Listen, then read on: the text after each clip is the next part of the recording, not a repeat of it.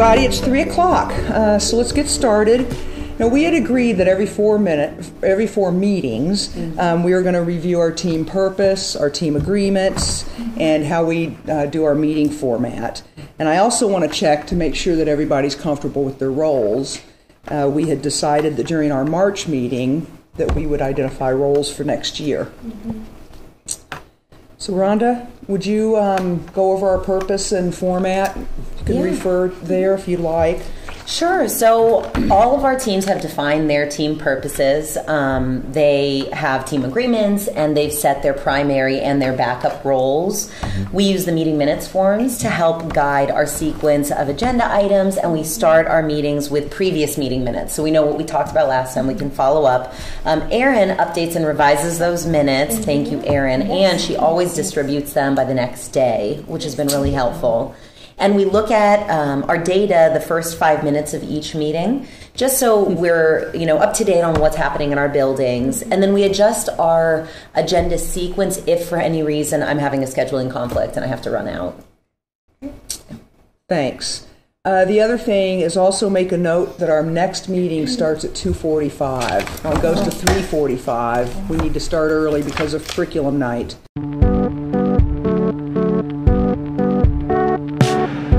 Okay, Katie, thanks so much for the systems update. Erin, you're doing a great job of keeping track of the decisions up there on the meeting minutes. So let's move to the third item on our agenda here, and that is the Tier 2 problem solving and action planning. Katie, you were going to give us an update on DJ. Yes, so DJ, 5th grader, he's on check and check out. 2 weeks ago, he had met his goal of 70% 4 out of 5 days, so we're really encouraged by that. He had no ODRs. But in the past 2 weeks, he's actually been ill. He's been sick 4 out of the last 10 days. He's earned 70% of the possible points when he's been here. So 4 of the 6 days he's been here. But he did get 1 ODR right when he came back from being sick. And it was for inappropriate language in the hallway. I also have a note in our system that he's having trouble with transitions. Okay, so when you say transitions, are these transitions from classroom to classroom and other activities, or transitions in the classroom? So yes, I've got it here that the transition problems occur when DJ is going from one class to the other during the 5th grade morning and afternoon rotations. Do we need to adapt check in, check out based on that clarification? Well, I recommend that we hold. He's still within 4 weeks, and our criteria is a minimum of 6 weeks. Okay. He does check in when he's here, and that problem behavior, that ODR, was on a Friday, and he'd been out for an entire week, out sick. And so I really feel like we should probably hold. So how confident are you that he'll continue to make steady progress toward his goal if we continue check and check out without any adaptations? Good question. I think so. Yeah, not safe. Sounds good. That's a great question, Jessica. Okay, so it looks like we have a plan. All right. Next, we have a nomination from the grade level team, 4 team, Jasmine Paul. And the grade level 4 team has been working on her for being on task. That's been the issue. They've got self-manager checks that they do in their classroom, and they've added a take a break option, which is neat. But Jasmine's still really struggling. This is a time that I went ahead and invited Jasmine's teacher. So Megan's ready. So if you want to let her know, she can come on in. Hi guys. Hi, Megan. Hi. Thanks for inviting me. Thanks for being able to make it. And I really appreciate you waiting until we were kind of at the point of our meeting where it's going to work. No problem. I appreciate you taking the time before things kind of escalate further. So good. Just a little background. If you remember, 4 weeks ago, we added breaks are better to Jasmine's routine, thinking that her problem behavior was maybe escape maintained. So flash forward 2 weeks ago, she had met her goal just 2 out of the 5 days, and she had 2 minor incidents of disruption and defiance in the classroom. So the other thing that I've noticed is that when she does take a break, she puts her head down on her desk and she just doesn't ever come back into the class period. So, is coming back to the activity part of the take a break routine? no. Okay. No. Okay. It's a good idea to make that re-entry the last step of the take a break routine. So when you teach it to her, just practice with her first when she's not required to do academic work. That way it's neutral and she can just practice that way. And then or after she does take a break, just having that practice, and then she can then she can focus on using that full routine when you're actually in class. Cody, I've been thinking a lot about it, and I was really thinking that it might be time to consider a SPED referral. Megan, that is an option. Erin, can you put that on the options list on the notes? And absolutely. Maybe before that, let's get an update from Katie on Jasmine's data. Yeah, absolutely. Katie, do you have those data available for us? I do.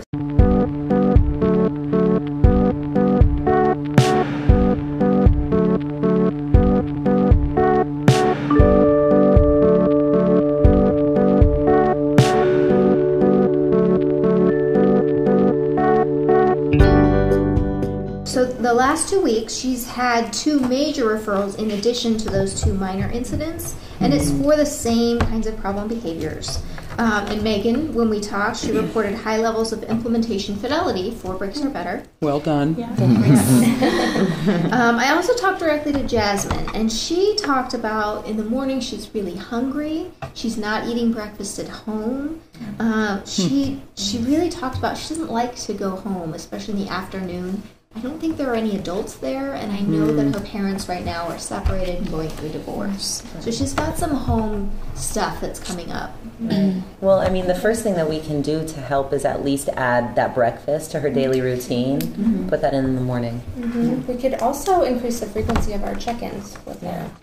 And since Breaks Are Better didn't seem to help, can't we just ditch that part of the plan? Well, I think we should keep it in. That's really a good skill to learn anyway. We could also add the teacher agreement component to check-in, check-out. Oh, what about homework club? Since no one is home after school, and she likes the adults here, perhaps she could meet here and get some peer attention. And Yeah, I think it might help. There's some reading issues that she has. She shuts down during our small groups. She doesn't disrupt others. She just is completely shut down. And it happens during independent work too. She just doesn't do her work. The more I'm listening, I think we need to pause and just slow down for a minute. We're the Tier 2, Tier 3 coordination team. From the discussion of her student needs, it seems like the level of support that she's getting is crossing the threshold of what Tier 2 supports can provide. I'm wondering, how confident are you all that if we add breakfast and or homework club would be another option to the plan, is that going to be enough for her to succeed? What's our confidence level in that? I don't know. Shaky. No? Okay. What about the extra reading instruction?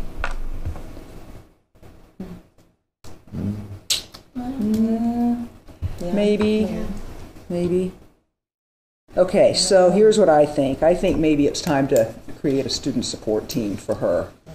Yeah, I definitely think that's a good idea. Typically, when students have both academic and social issues, we need to start individualizing, providing them more intensive support. Yeah, I agree.